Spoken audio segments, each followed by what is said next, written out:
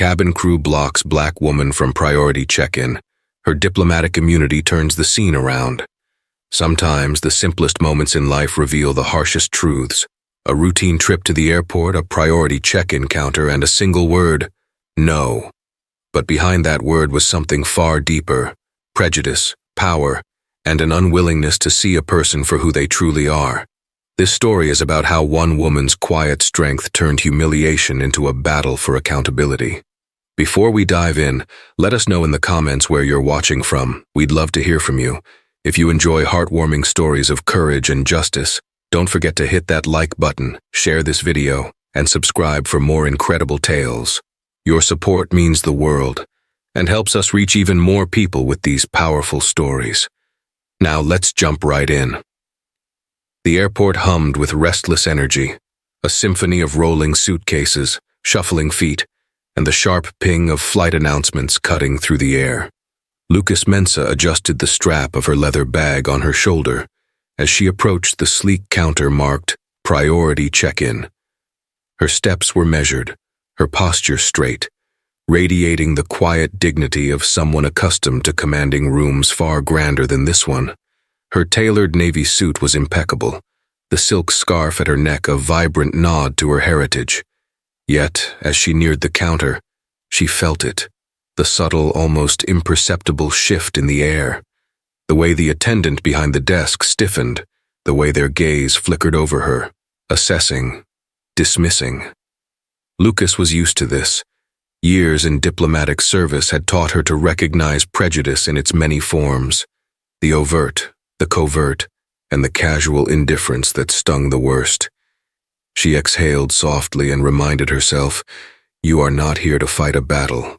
You are here to board a flight." "Good morning," she said, her voice warm but firm as she slid her passport and ticket across the counter. The attendant, a young woman with a pinched expression and a name tag that read Julie, barely glanced at them before her eyes narrowed. "This line is for first-class passengers only," Julie said, her tone clipped, each word laced with unspoken judgment. Lucas tilted her head slightly. "I'm aware. That's why I'm here." Julie's mouth tightened into a thin line. She picked up the ticket as if it were an inconvenience and scanned it, her fingers hesitating over the keyboard. "I'll need to verify this," she said, her tone now tinged with suspicion. A pause hung between them. Lucas felt the weight of eyes on her, the way passengers in the other lines glanced her way before quickly looking away, pretending not to notice. "Of course," Lucas replied, her voice calm but edged with steel. She stood her ground, her gaze steady as Julie disappeared behind the counter to confer with a colleague. The minutes stretched long, the murmur of the crowd around her growing louder. Lucas felt the creeping sensation of indignity clawing at her composure. She had spent years perfecting the art of restraint, of choosing her battles wisely. But this blatant attempt to belittle her, was testing her limits. When Julie returned, she was flanked by a man in a pressed uniform. His badge read Manager. He looked at Lucas, not with the professional courtesy one might expect, but with the kind of detached skepticism reserved for troublemakers. "Ma'am," the manager began, his voice slow and condescending, "we're having some difficulty verifying your ticket. Are you sure you're in the right line?" Lucas raised an eyebrow. "The right line?" She glanced at the bright red letters above her that read First Class Priority Check-in, and back at the manager. "Quite sure," she said evenly, refusing to let the insult settle in her tone. "My ticket and passport are both in order." The manager exchanged a glance with Julie, who smirked ever so slightly. The sight made something inside Lucas twist, a mix of anger and a deep, weary sadness. "You understand," the manager continued. "We have to take precautions. Fraudulent tickets are an increasing issue these days." Lucas's fingers tightened imperceptibly around the strap of her bag. "And what exactly about my ticket appears fraudulent to you?" The question landed like a stone, silencing the murmurs around them. The manager hesitated, and for a fleeting moment, Lucas saw something flicker in his expression: uncertainty, perhaps even shame. but it was gone as quickly as it appeared. "Please step aside, ma'am," he said instead, gesturing to a security officer who had appeared nearby. Lucas took a slow breath, steadying herself. She could feel the heat of humiliation pricking at her skin, but she refused to let it show. This was not new. This was not unique. But today she would not be moved. She stepped forward, her movements deliberate and composed, and reached into her bag. From within, she pulled out a sleek black passport emblazoned with gold lettering. Diplomatic passport. She held it out, her eyes locking onto the manager's. "Perhaps," she said, her voice calm but unmistakably sharp, "you'd like to reconsider your assumptions." The man's face blanched. Julie's smirk faltered. Around them, the murmurs of the crowd swelled, curiosity turning into palpable tension. Lucas didn't waver. She stood tall, her passport gleaming in the fluorescent light, a silent declaration that justice, even delayed, could not be denied. The manager's hand hovered in hesitation before he took the passport from Lucas. His fingers fumbled with the thick, embossed booklet as if its weight unsettled him.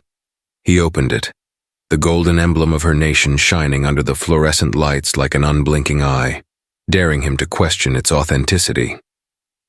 Lucas watched his face closely. There was a shift, subtle but telling as he scanned the pages. Her credentials, her title, her photo. The flicker of his pupils betrayed his thoughts.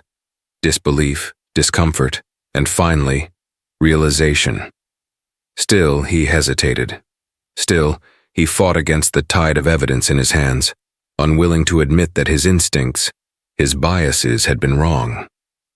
Julie hovered by his side, her arms crossed, eyes darting between the passport and Lucas. The smirk that had danced on her lips earlier had disappeared, replaced by a nervous rigidity. The seconds stretched long. Around them, the line grew restless, passengers murmuring to one another in hushed tones. A few people craned their necks, curiosity piqued by the spectacle unfolding before them. Lucas stood rooted in place, unflinching. She had long mastered the art of patience, though it did not come easily. Her years in diplomacy had taught her that silence could be a weapon as sharp as words. Finally, the manager cleared his throat.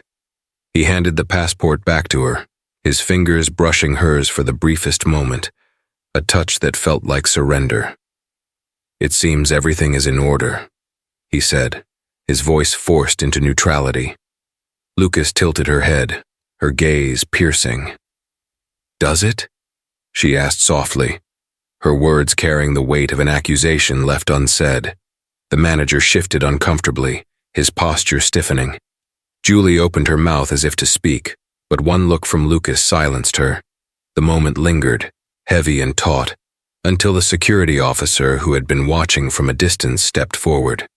He was an older man, his face weathered and his demeanor measured. "Is there a problem here?" he asked, his voice steady and calm, cutting through the tension like a blade. Lucas turned to him, her expression unwavering. "Not anymore," she said, tucking her passport back into her bag. The officer's eyes flicked to the manager, who suddenly found the floor far more interesting than anything else in the room. Then to Julie, whose arms were now wrapped tightly across her chest, her earlier confidence having shriveled into something brittle. No problem," the manager mumbled, his words almost swallowed by the ambient noise of the terminal. But the officer didn't move. His gaze lingered on the manager, on Julie, on Lucas, and then on the small crowd that had gathered, their silent stares adding a weight of accountability to the air. Lucas took a step forward, her heels clicking against the tiled floor, each sound deliberate. She looked at the manager once more, her tone now laced with an edge of finality. "You should be careful," she said, her voice low but clear. "Prejudice, when left unchecked, has a way of unraveling more than just your dignity." She turned without waiting for a response, her steps measured as she walked toward the gate agent who had been watching the scene from a safe distance. The gate agent, a younger woman with a nervous smile and a name tag that read Lila, greeted her hesitantly.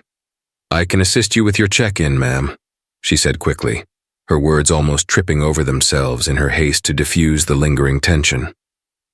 Lucas handed over her ticket once more, her movements deliberate but not unkind. "Thank you," she said, her tone softening slightly. She had no quarrel with this woman, though the wounds of the confrontation were still fresh.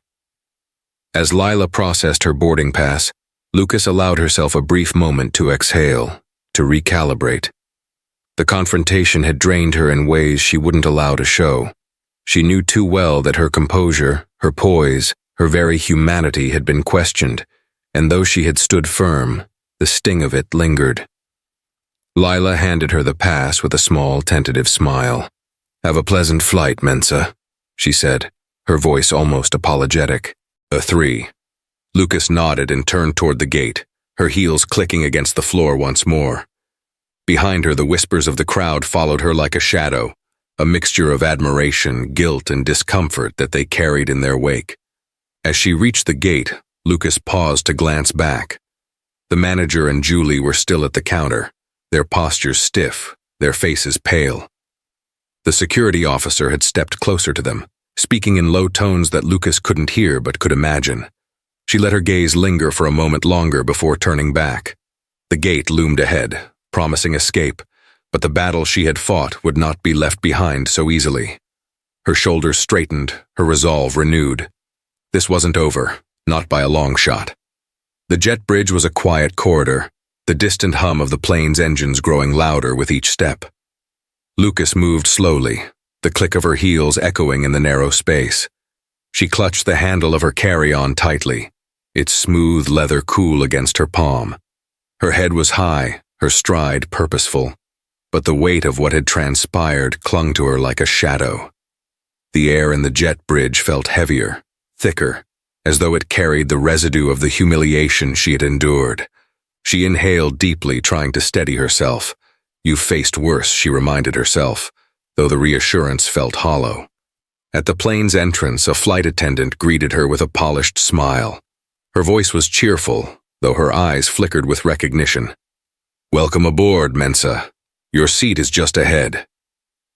Lucas nodded politely, stepping into the plush first-class cabin. The soft lighting and muted colors of the interior were a stark contrast to the harsh fluorescent glare of the terminal. She found her seat by the window, stowing her bag in the overhead compartment with deliberate precision. As she settled into the wide leather chair, she allowed herself a brief moment to exhale. The seat cradled her, its comfort inviting her to let her guard down, but her mind was far from at ease. The cabin began to fill with passengers, their movements purposeful yet subdued. Lucas caught fragments of conversation and the rustle of belongings being stored. But above the white noise she felt it again, that persistent weight, the subtle pressure of eyes that lingered too long. She glanced to her left. Across the aisle, a man in a neatly pressed suit sat with a newspaper in his lap. His eyes skimmed the page, but every so often they darted toward her, his gaze quickly retreating when she met it. Further down the cabin, another passenger, a young woman clutching a tablet, was staring openly. When their eyes met, the woman's face flushed, and she pretended to adjust her earbuds. Lucas's lips pressed into a thin line. The witnesses, she thought bitterly. They always watch but never intervene. A flight attendant approached with a tray of champagne glasses, her practiced smile unflinching. "Would you care for a glass, Mensa?" Lucas accepted one, her fingers brushing against the chilled stem of the glass. She swirled the liquid gently, the rising bubbles mesmerizing for a fleeting moment. She took a sip, the crispness cutting through the bitter aftertaste of the encounter still fresh in her memory. She turned her gaze to the window, where the airport lights glimmered against the evening sky. The rhythmic motion of ground crew vehicles was soothing, their purpose clear and unchanging in contrast to the muddled dynamics of human interaction. "Excuse me." The voice was hesitant, almost too soft to hear. Lucas turned, her brow arching slightly. The young woman with the tablet stood in the aisle, her face a mix of apprehension and resolve. She held the device tightly against her chest as though it were a shield. I wanted to say that I saw what happened back there," the woman began, her words tumbling out awkwardly. "At the counter, I saw how they treated you." Lucas said nothing, her expression neutral. She watched as the woman's cheeks reddened under the scrutiny, her fingers tightening around the edges of the tablet. "It wasn't right," the woman continued, her voice faltering. "I didn't know what to do, but I wanted to say I'm sorry you had to go through that." For a moment, silence hung between them. Lucas's gaze softened slightly, though her composure remained intact. "Thank you," she said at last, her voice low but firm. Acknowledging it is a start, but silence in the moment can often feel like complicity. The woman nodded quickly, her lips pressing together. "I know. I should have said something then. I wish I had." "Perhaps next time you will," Lucas replied, her tone carrying both understanding and expectation. The woman's face shifted, her discomfort giving way to thoughtfulness. She murmured a quiet goodbye and returned to her seat, leaving Lucas alone once more. As the plane began to taxi, Lucas leaned back in her seat. Her fingers rested lightly on the armrest, her gaze fixed on the city lights fading into the distance. The young woman's words lingered in her mind, a small but potent reminder of how confrontation rippled outward, touching even those who remained silent. Change was a slow, stubborn thing. She knew this better than most. But cracks had to form before walls could crumble. The plane lifted into the sky, and Lucas let her eyes close, allowing the rhythmic hum of the engines to carry her thoughts to quieter places. The cabin lights dimmed as the plane leveled off above the clouds, leaving a soft glow that enveloped the first-class cabin. Lucas sat motionless, her hands resting lightly in her lap. Outside the window, the vast expanse of night stretched endlessly, the stars shimmering faintly against the inky darkness. She had always loved flying, the way the world fell away beneath her, leaving only the quiet hum of altitude and the illusion of distance from everything below. But tonight, the peace she often found in the skies eluded her. The confrontation at the airport lingered, the manager's condescending tone replaying in her mind like a broken record. Fraudulent tickets are an increasing issue these days. The words churned within her, not because of their novelty. She had encountered prejudice far too many times to count, but because of their persistence. Each encounter, no matter how familiar, left its mark, like a stone dropped into a well, the ripples expanding further each time. Lucas took a deep breath, closing her eyes in an attempt to center herself. But the past had other plans. It rose unbidden, vivid and unrelenting.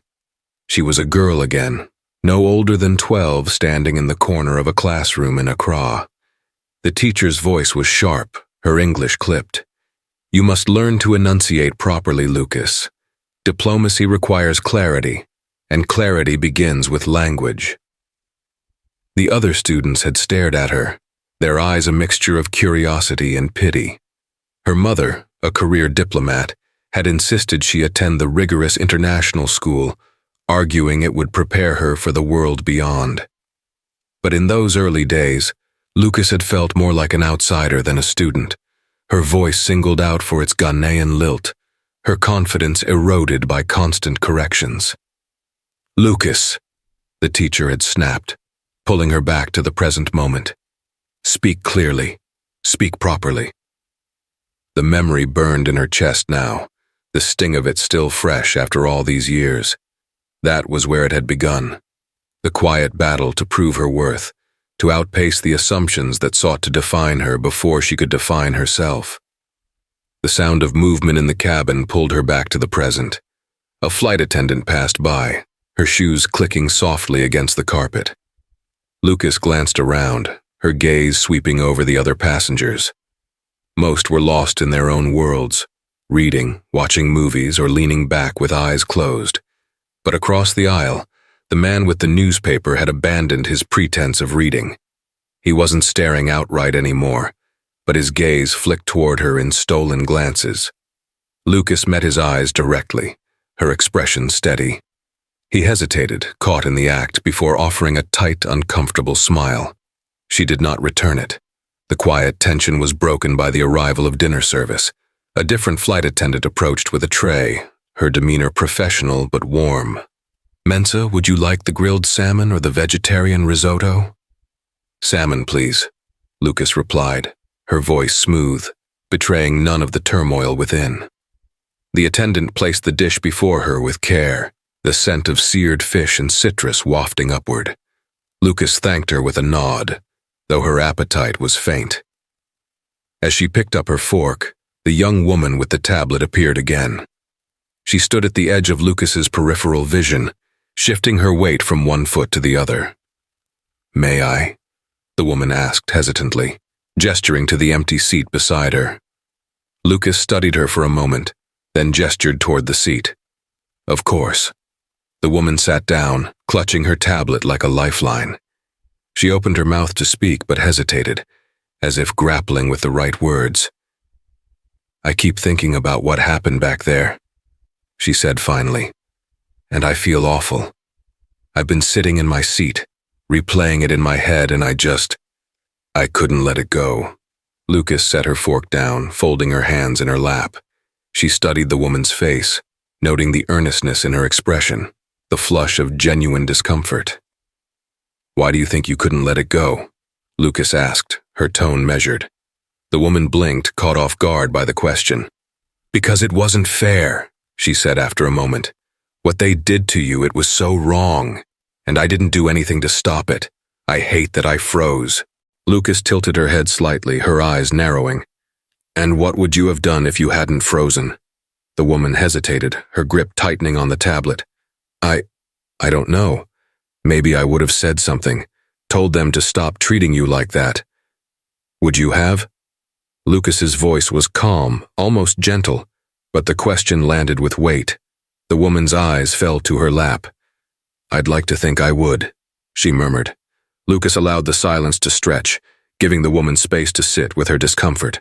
"Intentions are easy," Lucas said finally. "Action is what takes courage. The next time you witness something like that, remember this feeling, and act." The woman nodded slowly, her expression thoughtful. "I will," she said, her voice quiet but firm. Lucas inclined her head, her own expression softening. "Then perhaps some good has come of it."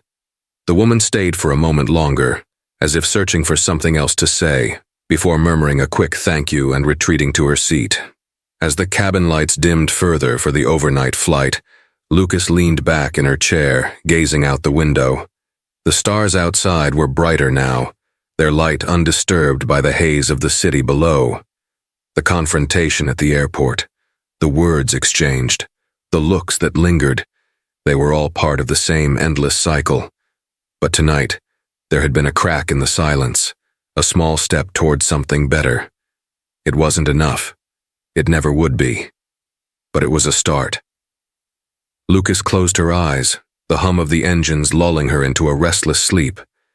Somewhere deep within her, the embers of resolve burned brighter, ready for the battles yet to come. The plane landed with a soft thud, and Lucas's body leaned instinctively into the shift in momentum. Outside, the early morning light struggled to pierce through the haze that clung to the sprawling airport. The captain's voice crackled over the intercom, announcing their arrival, but Lucas hardly heard him. She remained still, her hands resting lightly on her lap, her expression calm but inwardly turbulent. It wasn't anger anymore, at least not the raw, blinding kind. What burned within her now was something far more potent: resolve, sharp and unyielding. The kind of resolve that came not from outrage, but from knowing that justice was both a right and a responsibility. Disembarking was slow, almost ritualistic. Lucas let others pass her in the aisle, her movements deliberate. She retrieved her carry-on from the overhead compartment, smoothing her scarf over her shoulders before stepping into the flow of passengers exiting the plane. Each step down the jet bridge felt heavier than the last, the memory of the airport encounter pressing against her like an invisible weight. By the time she reached the terminal, the bustling energy of the international arrivals gate surrounded her. It was a symphony of movement and sound, the steady clatter of luggage wheels, the echo of voices layered in different languages, and the occasional bark of a customs officer's orders. But beneath the chaos was an undercurrent of judgment, subtle and pervasive. Lucas caught the glances, some curious, others guarded, as though her presence alone was an anomaly to be explained. She squared her shoulders, letting the rhythm of her steps echo the strength she carried. At the immigration desk, she handed over her passport. The officer, a middle-aged man with a badge gleaming under the fluorescent light, eyed her document before looking up at her. His gaze lingered a moment too long, but she met it with quiet defiance. "Purpose of your visit?" he asked, his tone perfunctory. "Diplomatic mission," she replied, her voice calm and precise. The officer flipped through the pages of her passport, his expression unreadable. After what felt like an eternity, he stamped her entry and handed it back. "Welcome to the United States, Mensa." Lucas took the passport without a word, her fingers brushing against the embossed crest on its cover. She nodded politely and walked on. Outside the terminal, Collins, her assigned driver, was waiting with a sign that read, "Lucas Mensa." His warm smile and relaxed demeanor were a small but welcome relief from the sterile hostility of the airport. "Good morning, Mensa," he greeted, opening the car door for her. "Welcome back." Lucas returned the smile, though it didn't quite reach her eyes. "Thank you, Collins. It's good to see you again." As they drove through the city, Lucas gazed out the window, watching the urban landscape unfold. The skyscrapers, their steel and glass facades gleaming in the morning sun, seemed to reach for the sky in defiance of the world below. She thought of the millions who lived in their shadow, unseen and unheard, their lives shaped by the decisions made within those lofty towers. By the time they reached the hotel, Lucas's mind was already churning with plans. The room was immaculate, its neutral palette designed to soothe weary travelers. But for Lucas, it was merely a temporary base, a quiet space to prepare for the battles ahead. She unpacked quickly, her movements precise. At the bottom of her suitcase was the black leather folder that had accompanied her on countless journeys. Inside was a carefully organized dossier, each document a testament to the systemic barriers she had faced and fought against. Lucas pulled out a fresh sheet of paper and began drafting a formal complaint. Her pen moved steadily, her words meticulously chosen. She recounted the incident at the airport in vivid detail, from the manager's dismissive tone to the flight crew's indifference. Her tone was neither pleading nor enraged. It was factual, sharp as glass. This was not just her story. It was a mirror reflecting the experiences of countless others who had been diminished, dismissed, or denied. She addressed the letter to the airline's senior leadership, copying the consular office and relevant regulatory bodies. She ended it with a simple but powerful statement. To allow such behavior to persist unchallenged is to be complicit in its perpetuation. I trust you will take the necessary steps to ensure accountability. Later that afternoon, Lucas attended a pre-summit meeting with representatives from an international coalition advocating for racial equity. The small conference room buzzed with energy as people from different walks of life shared their stories and strategies. When it was her turn to speak, Lucas stood, her presence commanding the room. She recounted the morning's events with unflinching clarity, her voice steady but carrying the weight of injustice. "This is not an isolated incident," she said, her gaze sweeping across the room. "It is a pattern, a systemic flaw that thrives on silence and complacency. We cannot afford to let these moments pass unchecked." The room was silent as her words sank in. Then, one by one, the other attendees voiced their support. They shared similar experiences, their voices weaving a tapestry of resilience and resistance. Plans were made to address the airline directly, to use the incident as a case study for broader systemic reform. That evening, as Lucas returned to her hotel, she felt a quiet sense of purpose. She knew the path ahead would be long and fraught with challenges, but she also knew she was not alone. The ripples from today's actions would reach further than she could imagine, touching lives she might never know. Sitting by the window, she watched the city's lights flicker against the night sky. The dossier lay open on the desk behind her, a tangible reminder of the work still to be done. But for now, She allowed herself a moment to breathe, to let the fire within her burn steady and strong. Tomorrow, the fight would continue, but tonight, she was ready to rest and prepare. For justice was not a fleeting flame but a relentless, enduring force. The dim glow of early morning settled over the city like a fragile promise, muted and uncertain. Lucas sat at the edge of her bed, her laptop balanced precariously on her knees. The videos and images from the press conference had gone viral overnight. Her calm, unflinching challenge to the airline's CEO was replayed on countless news outlets and social media channels. She wasn't the only one speaking now. Thousands of others were sharing their stories, using the hashtags that had emerged during the uproar. #flying while black, #airline bias, #justice in Theskis.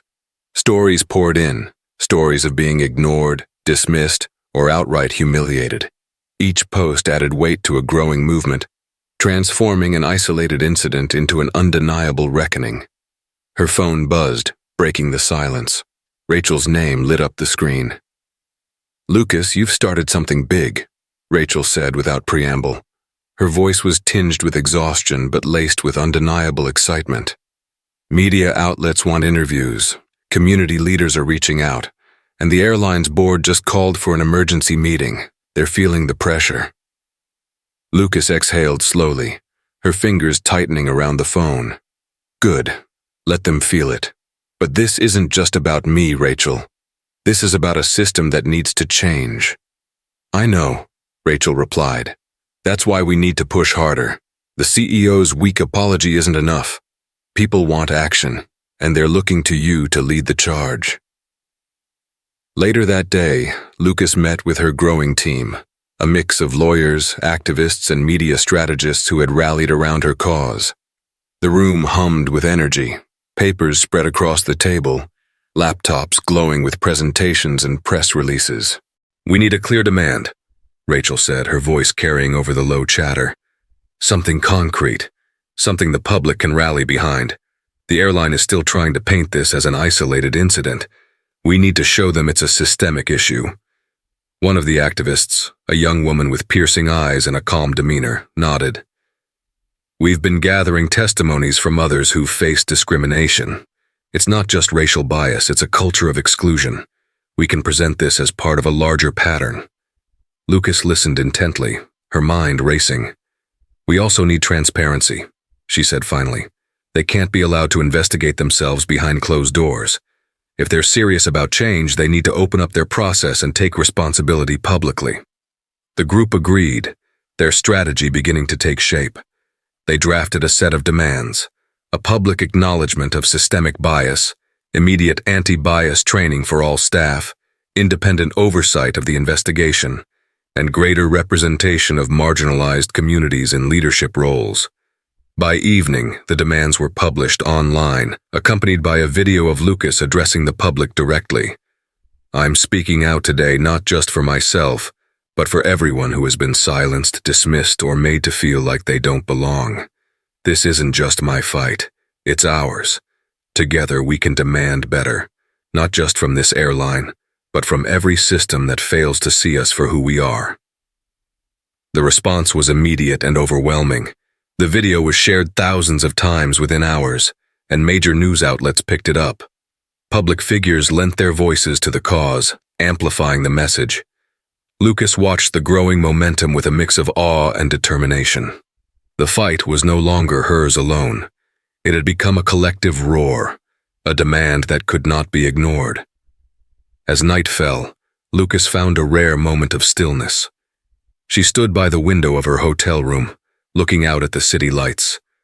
Her phone buzzed constantly with updates, but for a moment, she let the noise fade into the background.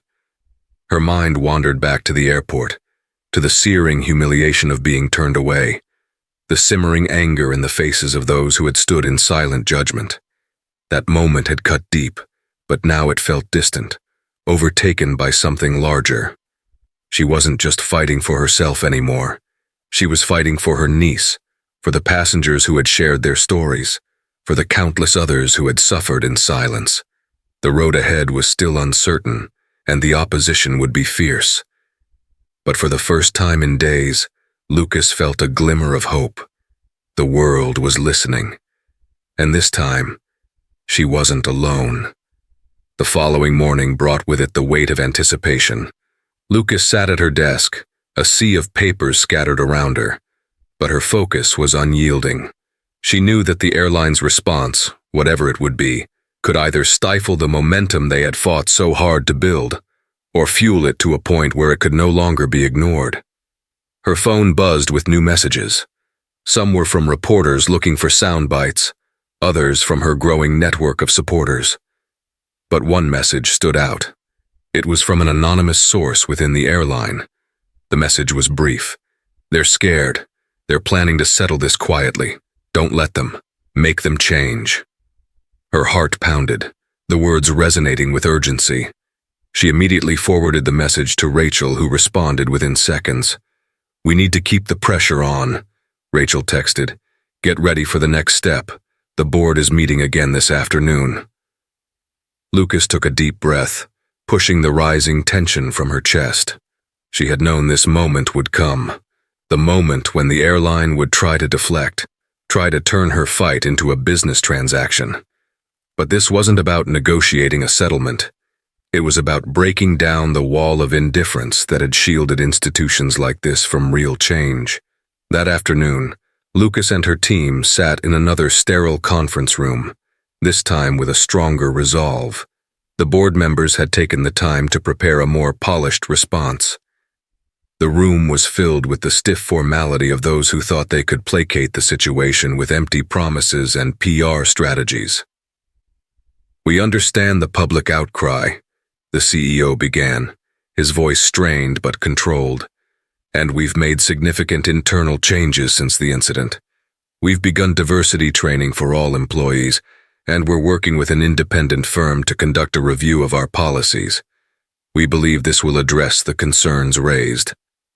Lucas's gaze never wavered as she listened. The words were predictable, a well-worn script designed to settle the storm. But Lucas knew better. "Diversity training isn't enough," she replied, her voice steady and unwavering. "You can't train away years of ingrained bias. You can't train away a culture that has allowed this behavior to go unchecked for so long. You need transparency, accountability, and structural changes that go beyond surface-level initiatives." Her words hung in the air, sharp and undeniable. The room was silent for a moment before one of the board members, a man in his late 50s wearing a tailored suit, spoke up. "I think what we're hearing here is frustration, not just with our company but with the system as a whole," he said, his voice calm, but there was an edge to it. "And we're committed to making changes. But there's only so much we can do without full cooperation from all parties involved." Lucas narrowed her eyes. She could feel the undertone in his words.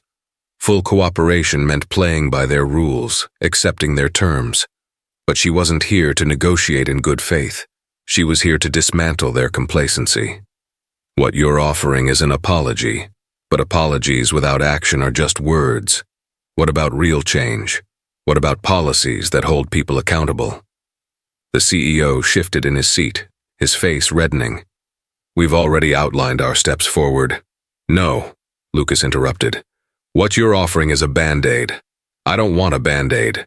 I want a guarantee that this won't happen again, that the next passenger, whether it's me or someone else, won't face the same humiliation." The silence that followed was heavy. She could feel the shift, the weight of her words settling into the room. The board members exchanged tense glances, but none of them spoke. Rachel leaned in, her voice low but clear. "If you think this will blow over with a few changes and some training, you're mistaken. We won't stop until we see lasting reforms, until you prove you're willing to do the work that matters." As the meeting came to a close, the tension in the room was palpable.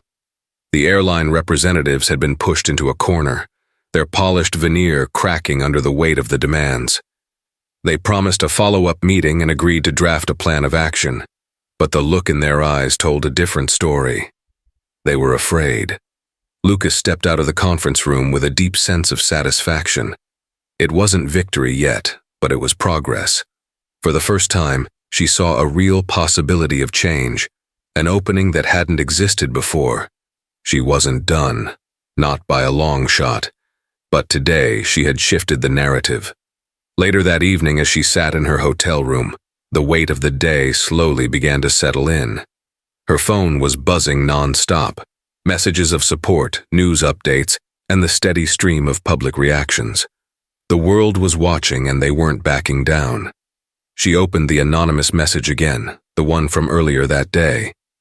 Don't let them settle quietly. Lucas smiled, the fire of determination igniting in her once more. This wasn't over, not by a long shot, and she would make sure they remembered that.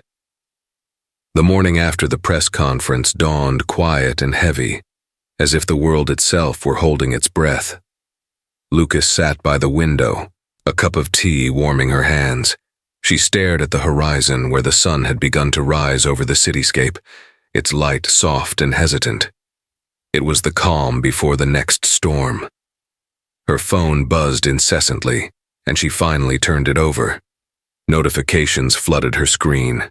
Rachel's updates, news articles dissecting the fallout, messages of solidarity from friends, colleagues, and strangers alike. One stood out. The airline's board wants to meet, today. They're feeling the heat. Let's prepare. Lucas's lips tightened into a thin line. This was the moment she had anticipated, yet she felt the familiar weight of responsibility settle on her chest. She wasn't just walking into that meeting for herself.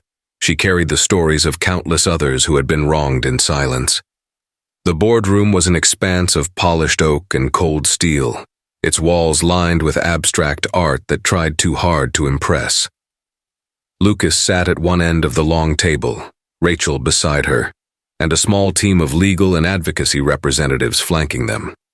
Across from them sat the airline's board members, their tailored suits and calm facades a flimsy mask for the tension radiating in the room.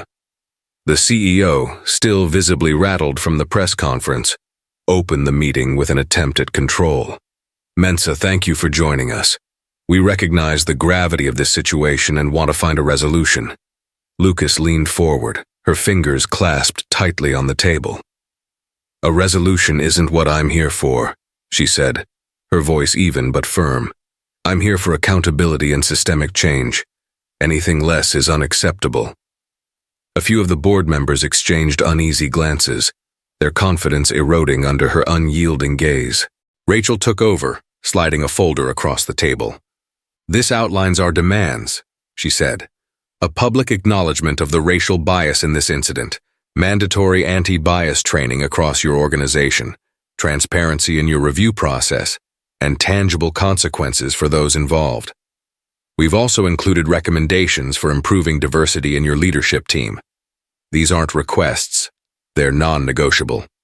The CEO picked up the folder, flipping through it with a carefully neutral expression.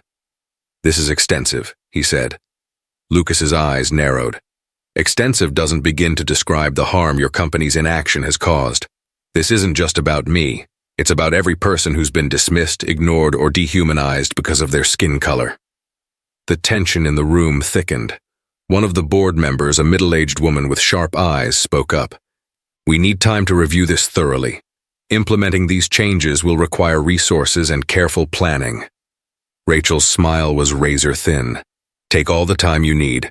Just know that every day you delay, the public's demand for justice grows louder. This isn't going away. The meeting stretched on, the board alternately attempting to downplay their culpability and insisting on incremental change. But Lucas and her team held firm, refusing to let the conversation be derailed. By the time the meeting adjourned, the airline had begrudgingly agreed to issue a public statement addressing the incident, commit to anti-bias training, and conduct a transparent investigation. It wasn't everything, but it was a start, a crack in the wall of institutional inertia. As Lucas stepped out into the crisp afternoon air, a sense of bittersweet satisfaction washed over her. The fight wasn't over, but the tide had shifted.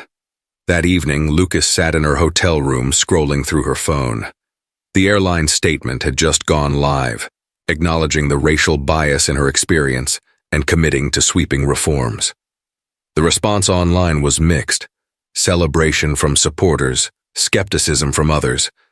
But Lucas knew this was just the beginning.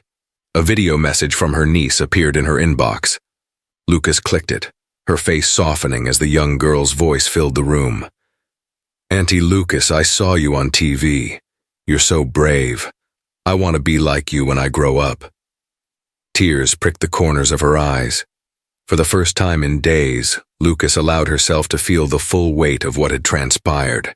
She had stood firm not just for herself, but for a future where her niece and others like her wouldn't have to fight the same battles. The following morning, Lucas boarded a flight home. This time, the airline staff greeted her with the utmost respect, their smiles genuine, their tones reverent. But Lucas didn't let it soften her resolve. She knew the real victory wasn't in these surface gestures, but in the systemic changes she had forced into motion. As the plane ascended, she looked out the window, watching the city shrink below her. Justice was a long journey, and there were miles yet to go. But for now, she allowed herself a moment of quiet triumph, carried aloft on the promise of what was yet to come. The fight was far from over, but Lucas knew she was ready for whatever came next.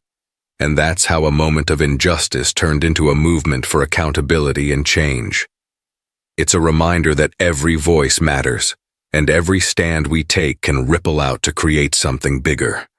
If this story inspired you, if it made you think, or if you believe in shining a light on the moments that truly matter, don't forget to hit the subscribe button. Let's keep sharing stories that challenge the status quo and spark real change. Thank you for watching, and I'll see you in the next one.